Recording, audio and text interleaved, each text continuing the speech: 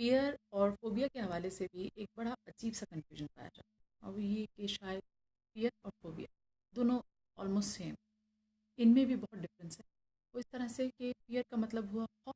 और फ़ोबिया का मतलब है दहशत। यानी खौफ एक बहुत नॉर्मल चीज़ है और बहुत रैशनल सा बिहेवियर।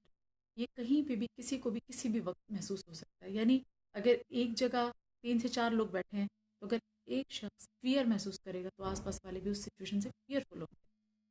उन्हें भी खौफ महसूस होगा। यानी अगर एक सडन धमाके की आवाज़ आती है, कोई गोली चलने की आवाज़ आती है, कहीं से लगता है कोई हमला हो गया,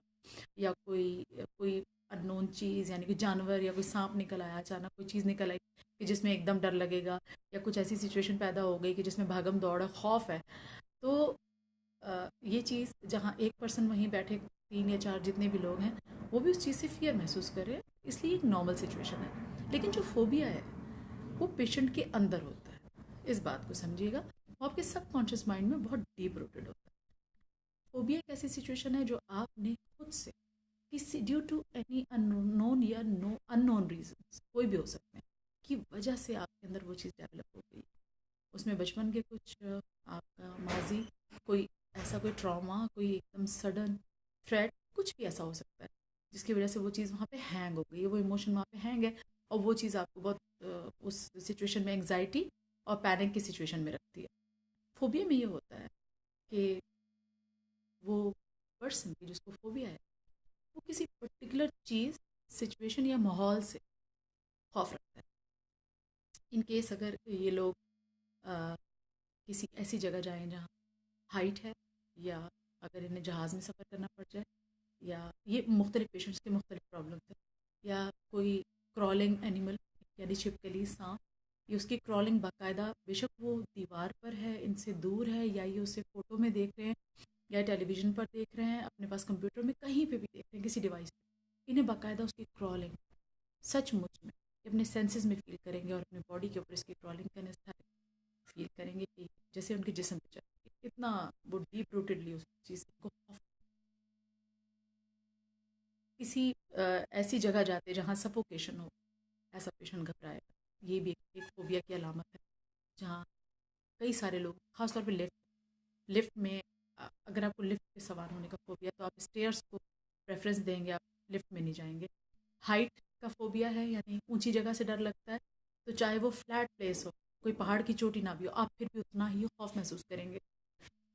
ट्रैवलिंग का फियर है, यानी जहाज़ में आप नहीं बैठ सकते और ट्रैवल नहीं कर सकते बाय एयर, आप थ्रेट फील करेंगे, खौफ फील करेंगे, एक अजीब सी एंग्जाइटी, डिप्रेशन, यहाँ तक कि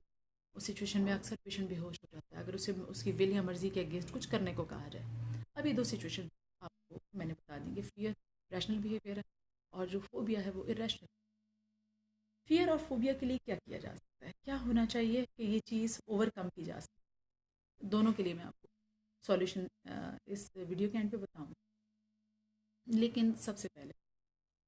फोबिया के हवाले से एक बात ये कि ये सिचुएशन इस हद तक भी अक्सर बढ़ जाती है कि पेशेंट लोगों में मूव करने से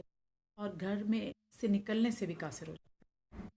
ये इस हद तक आपकी सोशल लाइफ को ख़त्म कर देती है। इस चीज़ पे आप अपने तौर पे भी अपनी विल पावर को भी यूज़ करेंगे, और अपने आप को ये रियलाइज़ कराएंगे कि ये चीज़ गलत है, ये जो, लेकिन उसके साथ साथ लाजमी सी बात है, चूँकि प्रॉब्लम आपके सबकॉन्शियस माइंड में, तो उस पे वर्किंग करनी पड़ती है। लेकिन जो मैं आपको एक चीज़ इंस्टेंटली बता सकती हूँ कि जो आपको हेल्पफुल हो सकती है, घर पे हमारे अराउंड ऐसे लोग मौजूद होते हैं कि जिन्हें हमारी हेल्प चाहिए, हमारी फैमिली में हो सकते हैं, हमारे प्यारों में, हमारे रिश्तेदारों में हो सकते हैं, तो उनके लिए आप क्या कर सकते हैं। फियर की सिचुएशन है, अगर कोई पर्सन डरता है,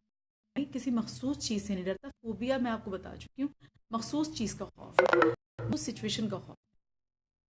फियर है, यानी डरना, अंधेरे में नहीं जाना, या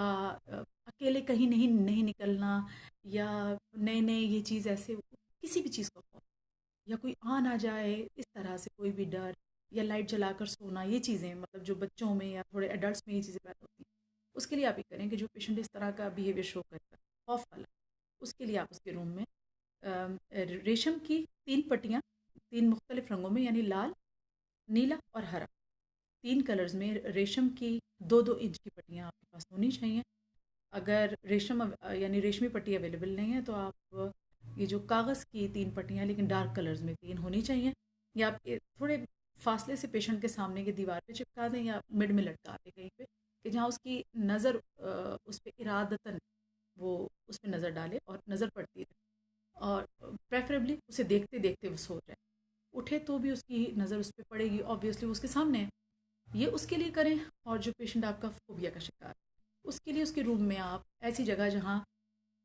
नींद से जागने के बाद, उठने के बाद उसकी नज़र पड़े, इरादी तौर पे या गैर इरादी तौर पे, उस जगह आपने एक टोकरी में, सॉरी, नारंगियाँ यानी कि ऑरेंजेस, अगर मौसम है तो वो आपने रख देना है, जिसे वो सुबह उठकर तकरीबन 10 मिनट देखे,